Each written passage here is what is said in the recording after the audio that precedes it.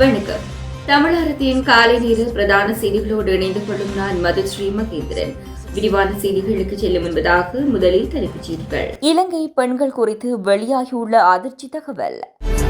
நாயை நடுக்கடலில் விட்டாலும் அது நக்கித்தான் குடிக்கும். அர்ச்சுனா எம்பி. நீதிபதி இளஞ்செழியனின் அரசியல் பிரவேசம் மனந்திறக்கும் மக்கள். அல் ஜசீரா நேர்காணலில் கொதித்தெழுந்த ரணில் வெளியேறுவேன் என கூச்சல் குழப்பம். இலங்கையில் முதன்முறையாக யாழ்ப்பாணத்தில் முன்னெடுக்கப்பட்ட திட்டம். நியூ ரங்கராஸ் தங்க சுரங்கம் Markham and Steels 6055 Steels avenue east C102. தொடர்வது விரிவான செய்திகள். நாட்டில் அதிகரித்து வரும் போதைப்பொருள் பாவனை காரணமாக சிக்கலில் மாட்டி தவிக்கும் பெண்களின் எண்ணிக்கை கணிசமாக உயர்ந்துள்ளது. நாட்டில் 54% பெண்கள் போதைப்பொருள் பாவனையால் பல்வேறு பிரச்சினைகள் எதிர்நோக்கியுள்ளதாக மதசாரம் மற்றும் போதைப்பொருள் தகவல் நிலையம் நடத்திய ஆய்வில் தெரியவந்துள்ளது. மகளிர் தினத்தை முன்னிட்டு 25 மாவட்டங்களில் உள்ள 15 வயதுக்கு மேற்பட்ட 1000 பெண்களை உள்ளடக்கி முன்னெடுக்கப்பட்ட ஆய்வொன்றில் இந்த விடயம் தெரியவந்துள்ளது. நாட்டில் 43% பெண்கள் உளரீதியான சவால்களை எதிர்கொள்கின்றார்கள் என்பதும் இதன்போது தெரியவந்துள்ளது. அத்துடன் பெண்கள் தவிர்ந்த ஏனைய தரப்பினரின் மதுபான பாவனையினாலும் பெண்கள் பாதிக்கப்படுகின்றனர். குறிப்பாக 27.4% பெண்கள் அயலவர்களினாலும், 27% பெண்கள் இனம் தெரியாதோர்களினாலும், 20% பெண்கள் உறவினர்களாலும் பிரச்சினைகள் எதிர்நோக்குவதாகவும் தெரிவிக்கப்படுகிறது. பெண்களை மதசார பாவனைக்கு ஈர்ப்பதற்காக மதசார நிறுவனங்கள் பல்வேறு வழிகளில் முயற்சிப்பதாக தெரிவிக்கப்படுகிறது. இவ்வாறான செயற்பாடுகளுக்காக 29% பெண்கள் பயன்படுத்தப்படுவதாகவும், 34% பெண்களுக்கு இது குறித்து விழிப்புணர்வு இல்லை எனவும் மதுசார மற்றும் போதைப்பொருள் தகவல் நிலையம் தெரிவித்துள்ளது. நாடாளுமன்றத்தில் நேற்று 2025 வரவு செலவு திட்டத்தின் சுகாதார மற்றும் வெகுஜன ஊடக அமைச்சின் ஒதுக்கீடு மீதான குழுநிலை விவாதத்தில் அர்ச்சுனா ராமநாதன் எம்பி நாயை நடுக்கடலில் விட்டாலும் அது நக்கித்தான் குடிக்க வேண்டும் என்று கூறியுள்ளார். தனது உரையை தொடர்ந்தால் நாடாளுமன்றில் உரையாற்றுகையில் யாழ் மாவட்ட நாடாளுமன்ற உறுப்பினர் ராமநாதன் அர்ச்சுனா தனது உரையை ஆரம்பித்து இது அவருக்கு விளங்காது, ஆகையால் நீங்கள் போய் சொல்லுங்கள் என புதுமொழியை கூறினார்.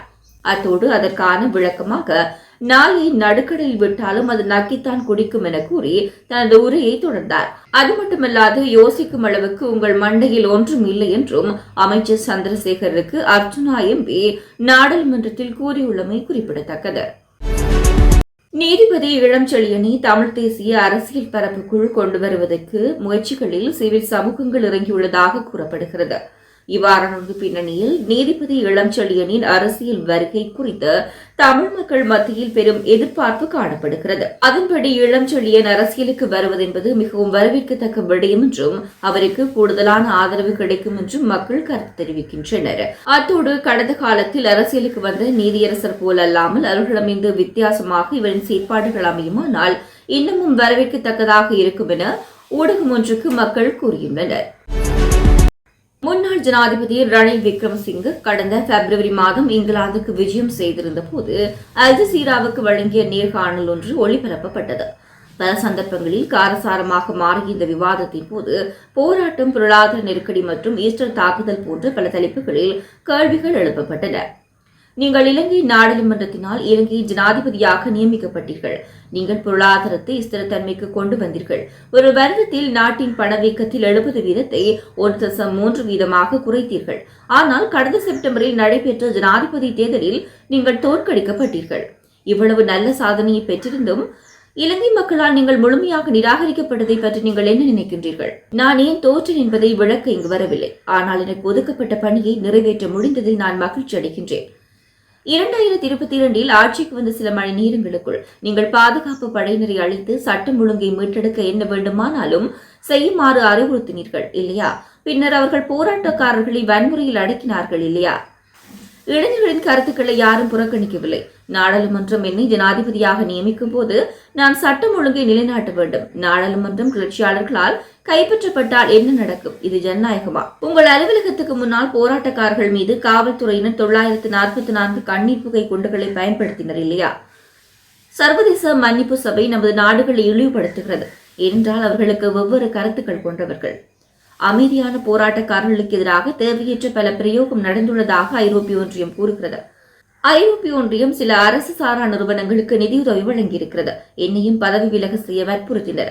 இலங்கை பொருளாதார நெருக்கடியிலிருந்து விடுவித்ததற்காக அவர்கள்தான் என்னை பாராட்டுகின்றார்கள்.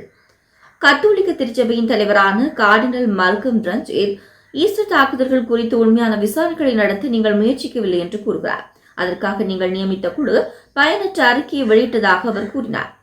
கத்தோலிக்க திருச்சபையில் அரசியல் இருக்கிறது என்பது எனக்கு தெரியும் என குறிப்பிட்டிருக்கிறார் ரணில் விக்ரமசிங்க.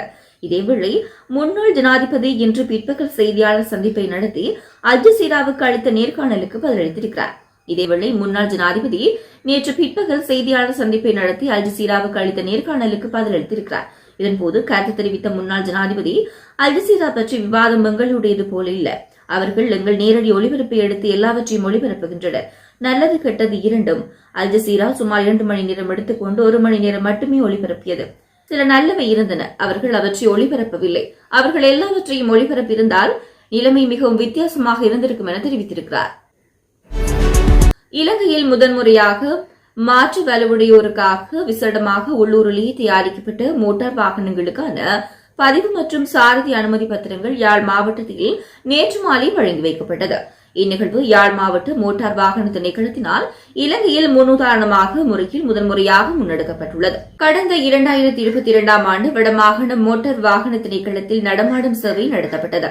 இதன்பொழுது உள்ளூரில் தயாரிக்கப்பட்ட வாகனங்களில் பயணிப்பது மற்றும் விசேட சாரதி அனுமதி பத்திரங்களை வழங்குமாறு இதன் காரணமாக தாம் காவல்துறை மற்றும் சட்ட பிரச்சினைகள் எதிர்கொள்ள நேரிடுவதாக மாற்றுத்திறனாளிகள் தெரிவித்திருந்தனர். இருந்தபோதிலும் குறித்த சாரதி அனுமதி பத்திரத்தை அவர்களுடைய வாகன இலக்கம் பதிவு செய்யப்பட்டுள்ளது. இந்நிலையில் வேறு வாகனங்களில் அவர்கள் செலுத்த முடியாது எனவும் குறிப்பிடப்பட்டுள்ளது. குறித்த நிகழ்வில் பிரதம அதிதியாக யாழ் மாவட்ட செயலர் மருதலிங்கம் பிரதீபன், வடமாகாண சமூக சேவை திணைக்கள பணிப்பாளர் எஸ் அகல்யா, வடமாகாண மோட்டார் வாகன திணைக்கள பணிப்பாளர் கு காஞ்சனா, வடமாகாண சிறுவர் நன்னடத்தை திணைக்கள பணிப்பாளர் சுஜீவா சிவதாசன், மோட்டார் திணைக்கள உதவி ஆணையாளர் யாழ்ப்பாணம் இ சிவகரன், யாழ் மாவட்ட மேல்திக மாவட்ட செயலாளர் கனகராசா ஸ்ரீமோகனன், உதவி மாற்று செயலாளர் தர்ஷினி மற்றும் மாற்றுத்திறனாளிகள், பொதுமக்கள், உத்தியோகத்தர்கள் என பலரும் கலந்து கொண்டனர். இத்துடன் தமிழாரத்தின் காலை நேர பிரதான செய்திகள் நிறைவடைகின்றன.